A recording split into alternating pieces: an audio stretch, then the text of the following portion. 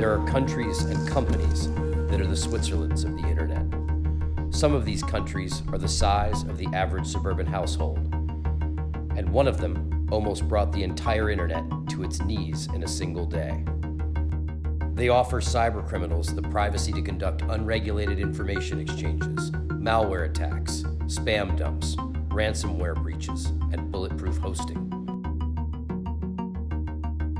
Every cybercriminal walks these halls, here today, gone tomorrow, emerging outside of law enforcement and between legislations. We're visiting some of the most dangerous places on the internet to find out where cybercrime goes to hide.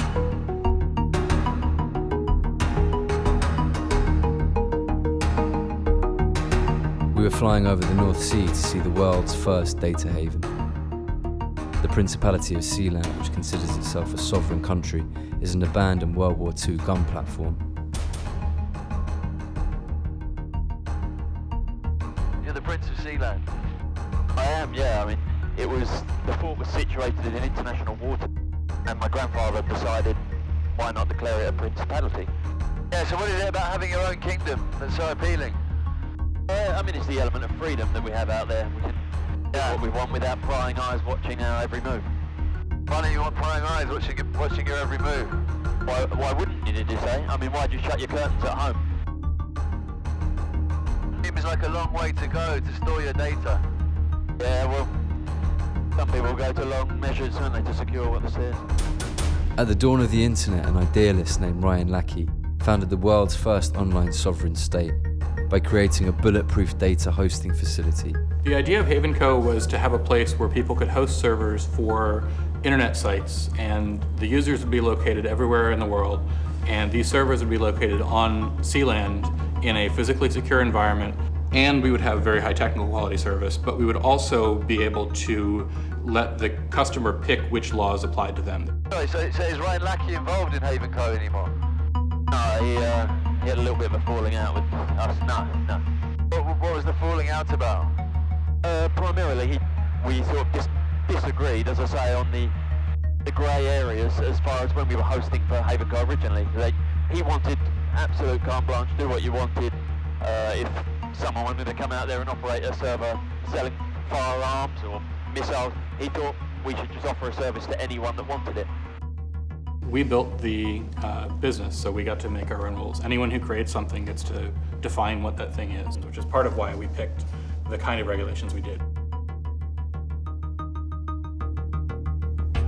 Found a story about another bulletproof host, Cyberbunker, a Cold War nuclear bunker in the south of Holland, also able to withstand a 20 megaton blast. Have you seen a large black building, sort of like a nuclear bunker?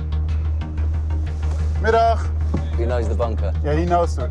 So they're telling me it used to be like a drug lab. Oh, een bunker. A bunker. A bunker. Oh, ja. Maar you don't go to it. Oh, no, you don't. It's forbidden.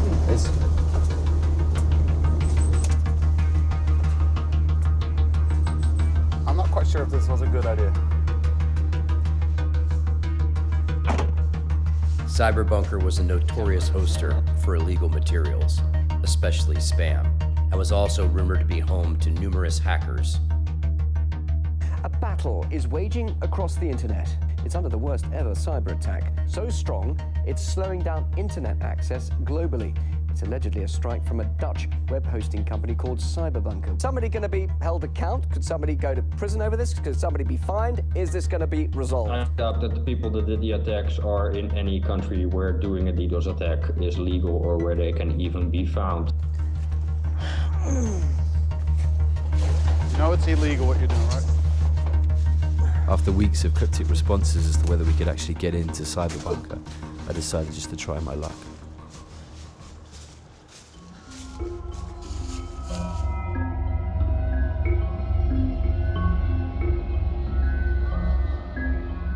There was a face scanner at the door.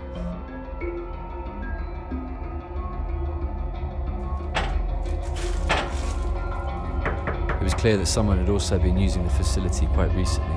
There were fresh coffee grounds in the trash, and an empty server rack seemingly recently delivered. became clear that someone may have been inside at that very moment watching us, we decided it was probably time to leave. I met with a Dutch hacker who we were told might actually be able to get us into Cyberbunker. Have you been to Cyberbunker? Yeah, I've been there, yeah. In the Cyberbunker. Have you been inside the Cyberbunker? Yeah, inside the Cyberbunker. When was this? I guess a few months ago. A few months ago? Yeah. So is it still I know operational? the owner. Really? Yeah. And who's the guy that owns it, that runs it? The owner, I don't know his name right now. Right now? Yeah, right now.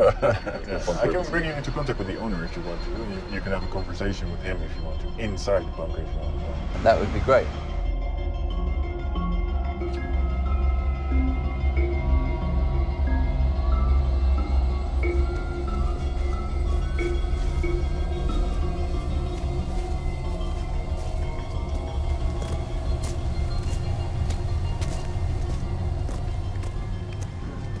Raymond. Raymond, nice to meet you. Hi, Hayden. Roy. Roy, nice to meet you. How you doing? You're welcome. Fine. So Fine. you're welcoming me into Cyberbunker? Well, that's the wrong name. That's in fact not the name Oh, anymore. that's the what's the name now? Well, it has a code. Right. Yeah. What's the code? NL01. This is the nuclear blast doors.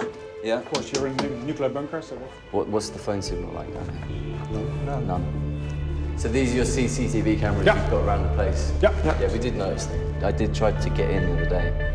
Yeah. The only thing that I would say is it does say dog outside the gate, but there was no dog. Well, that depends. We have silent dogs.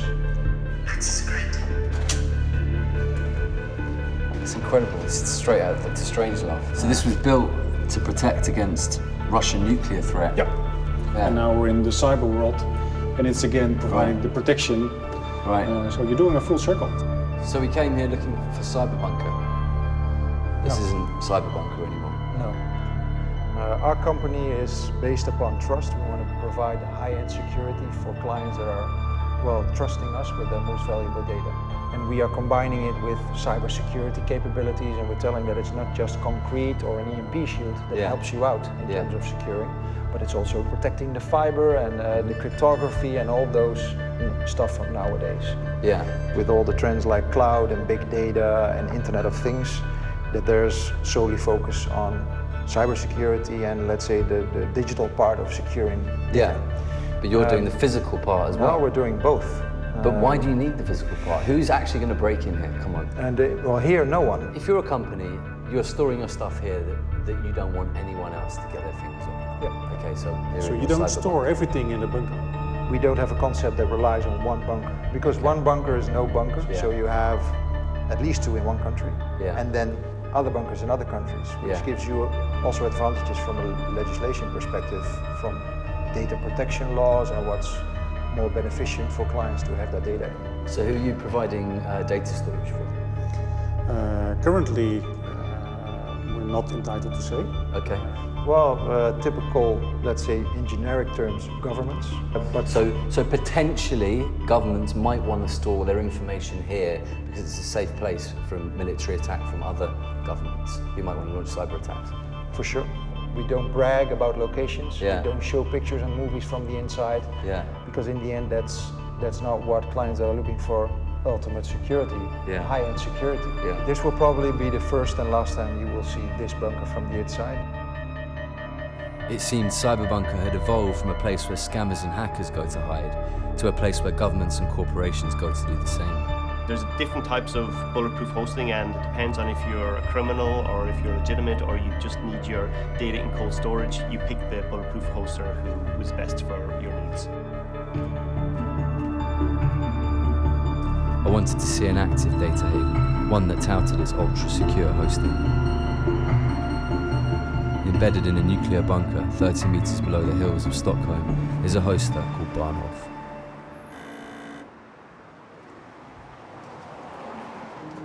This facility hosted WikiLeaks at the height of their notoriety. If ever there was a place to securely keep your data that people wanted to get their hands on, this was the place.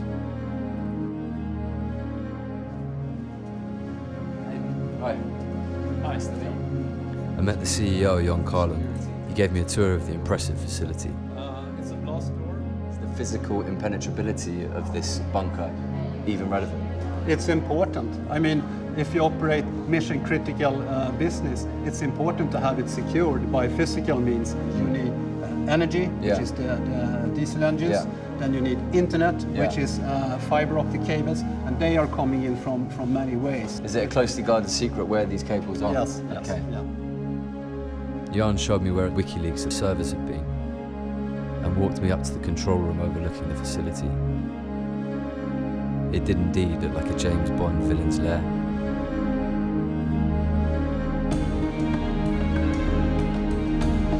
Back in London, I met with James Ball, who used to be a data analyst for Julian Assange at WikiLeaks. James. Hey. How you doing? Good to meet you. How's it going? Assange's right-hand man. I wouldn't quite say that, but yeah.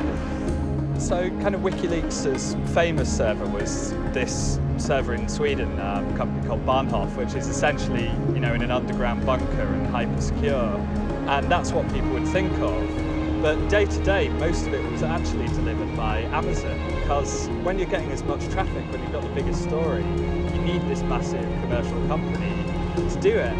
Was Bahnhof effective? I tend to think stuff like Bahnhof is a bit more theatre than anything else. You can have as secure a server nowhere near a bunker or an underground as in it, and most of the stuff that's actually going to catch you out isn't going to be someone drilling into an underground vault, James Bond style.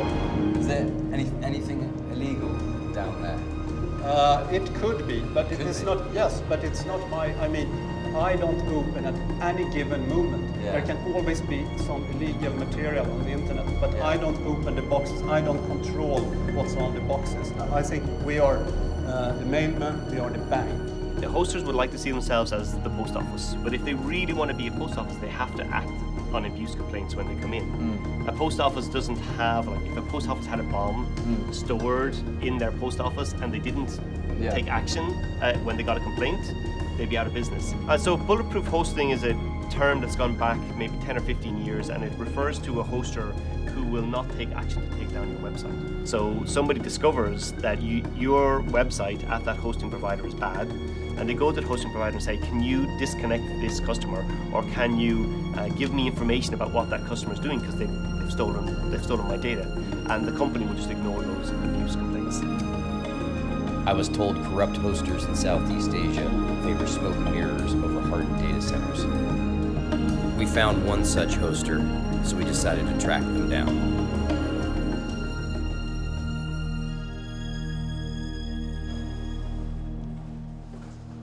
Their registered address took us to a nondescript apartment complex in the suburban outskirts of Kuala Lumpur. It's a residence. Yeah. This is like someone's flat, right? The 6th level